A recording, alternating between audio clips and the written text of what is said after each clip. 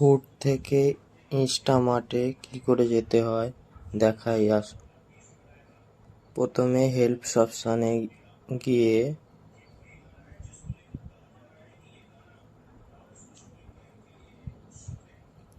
Daily related issue में যেতে হবে। তারপর স্টার্ট নন ফুড অর্ডারে যেতে হবে। আমার যেমন কলকাতা আছে, আমি কলকাতাটা সিলেক্ট করলাম। সিলেক্ট করার পরে ফর্ম আসবে, ফর্মটা এবার তোমার ডিআই আইডি দিতে হবে, তোমার যেটা সিটি আছে সেটা দিতে হবে। দেওয়ার পরে নেক্সট অপশানে যেতে হবে।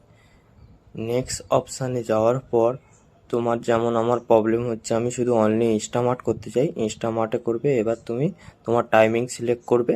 টাইমিং সিলেক্ট করার পরে তুমি তোমার রিজন দিয়ে দেবে যে আমার এই প্রবলেমের জন্য আমি ইনস্টামার্টে যেতে চাই, দিয়ে সাবমিট টিপে দেবে। তোমার আইডিটা যেন 30 দিনের পুরনো হয়, যার তাহলেই তোমার আইডিটা 1 সপ্তাহের মধ্যে